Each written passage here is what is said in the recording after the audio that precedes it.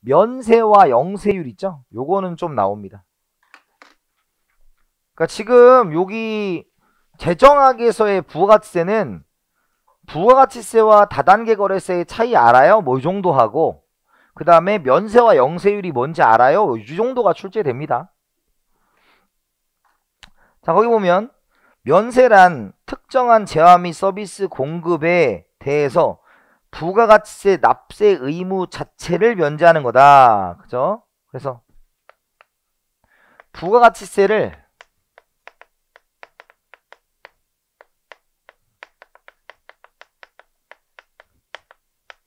면제해 주는 걸 우리가 뭐라고 한다? 면세라고 그래요. 면세. 납부를 하지 마. 그죠? 2번, 면세를 적용하더라도 직전 단계까지 누적된 부가가치세는 환급되지 않으므로 불완전 면세라고 한다. 그러니까 면세를 모든 단계에서 다 세금을 납부하지 말라는 게 아니라 면세된 지점만 세금을 내지 말라는 거예요. 그죠? 그래서 우리가 불완전 면세다라는 거죠.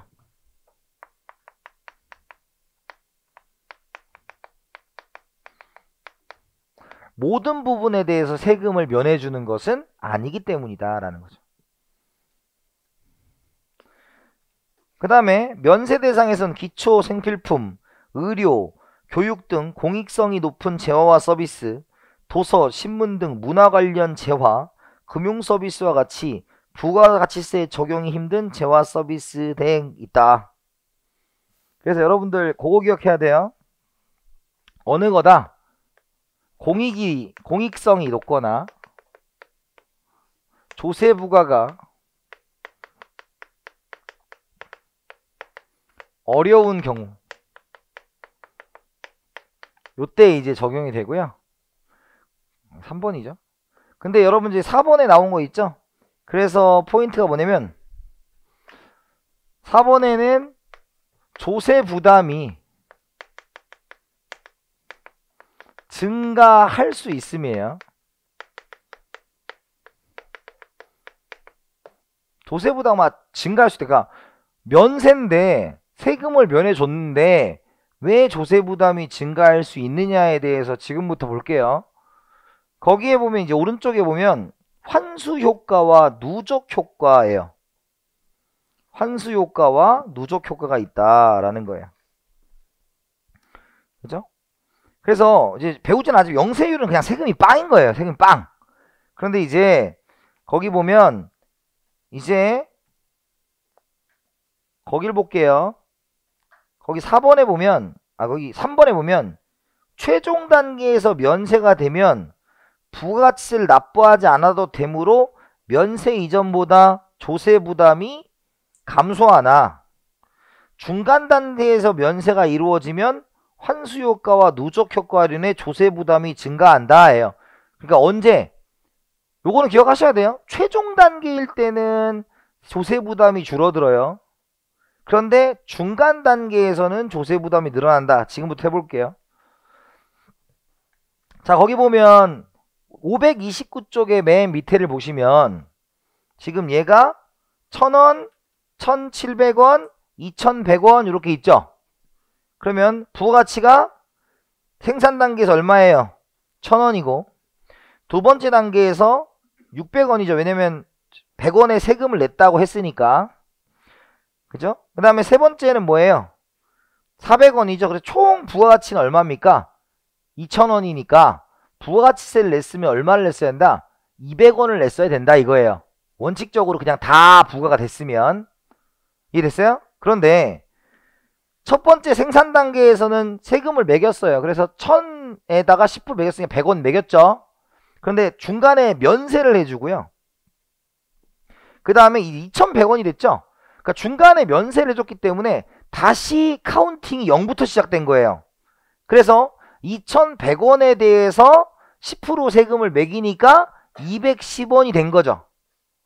이해됐어요? 어떤 차이인지 이해가요? 그러니까 면세 단계가 있으면, 가운데 있으면 부가가치가 0으로부터 시작된다고 보는 거예요. 그래서 세금이 총 얼마가 됐다? 310원이 된 거죠. 본래 부가가치세였으면 얼마를 냈으면 됐어?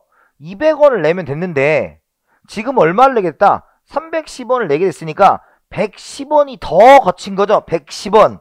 그걸 우리가 뭐라고 한다? 누적 효과라고 해요. 누적 효과. 참고로 여기 있는 누적 효과와 환수 효과에 대해서 단어의 뜻을 묻는 문제는 거의 없어요. 그죠? 없어요. 다만 이제 그걸 굳이 따지면 거기 누적 효과는 뭐다? 총 납세액과 면세가 이루어지지 않았을 납세액의 차이를 우리가 뭐라고 한다? 누적 효과라고 하는 거예요. 그죠? 그 다음에 두 번째 환수 효과 있죠? 초과 납부액이 얼마야? 초과 납부액이 거기 보면 봐봐요. 지금 거기 위에 올라가면 3번 529쪽에 예를 통해서 설명보세요. 면세 효과가 의도한 대로 나타났다면, 그러니까 면세 효과는 뭐였어요? 1000원에 대해서 100원 매기고 1700원에서 2100원이 됐을 때 400원이 늘어난 거잖아. 부가가치는. 원칙적으로 거기에만 매기려고 했던 거예요. 원칙은. 그러니까 1000원 더하기 400원에 1000원에 400원이니까 140원을 본래 걷고자 하는 원칙이 있었는데 얘가 지금 얼마를 걷어버린 거야? 얼마를? 310원을 걷어버린 거죠. 그걸 우리가 뭐라고 한다? 그걸 우리가 초과 납부액이라고 한 거죠. 그럼 누적 효과. 그래서 결국은 뭐예요? 누적 효과가 110원이니까 밑에 환수 효과는 초과 납부액이 얼마다? 170원. 170원. 어떻게 나온 거다? 본래는 100 얼마였어?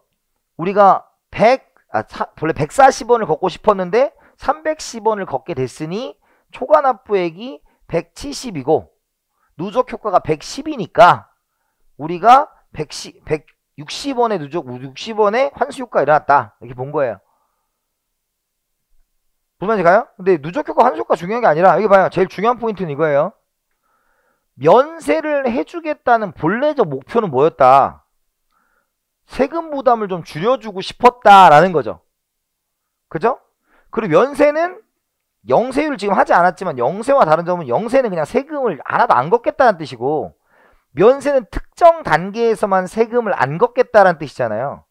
그러니까 만약에 최종 단계라면 최종이 부가치 가장 클 거 아니야, 대부분이. 그러니까 거기에서 세금이 줄어든 효과는 있는데 중간 단계에서는 부담이 더 커질 수 있다라는 거죠.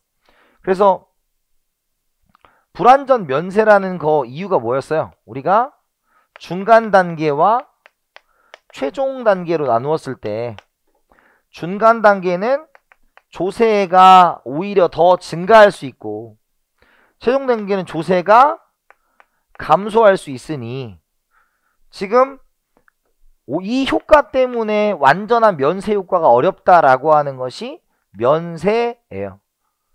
그러니까 시험 문제에는 면세와 영세를 구분하는 얘기가 나올 수 있습니다. 자, 다시 그러면 528쪽에 영세율이죠. 영세율. 영세율로 가볼게요. 영세율이란 재화 및 서비스의 공급에 대하여 영해세율을 적용하고 그 이전 단계에 납부한 부가치를 환급해 주는 제도다라는 거예요. 그래서 영세율은 세율이 0인 거예요. 0%. 그렇기 때문에 2번 조세 부담이 아예 없다 이거죠. 세율이 없으니까 영세가. 그러니까 이제 잘못 공부하시면 면세가 더 좋아 보여. 근데 영세가 훨씬 더 좋은 거예요. 세금을 아예 안 붙는 거니까. 그죠? 그래서 그 영세율을 뭐라고 한다? 완전 면세라고 해요. 완전 면세. 그러니까 완전 면세죠? 완전 면세는 어디다? 수출품에 대해서 부과한다. 수출품에 대해서 부과하는 경향이 있다라는 겁니다. 이해됐어요? 이렇게 체크하시면 될 것 같습니다. 그래서 거기 이제 박스 하나 기억하시면 되죠. 박스. 별표. 박스 있죠? 면세는 불완전 면세, 영세는 완전 면세, 매입세액 불공제, 공제, 조세 부담 역진성 완화, 이중과세 방지, 수행할 필수품, 문화 관련 재화, 수출품 뭐 이런 것들이 있다. 구분을 하시면 될 것 같습니다.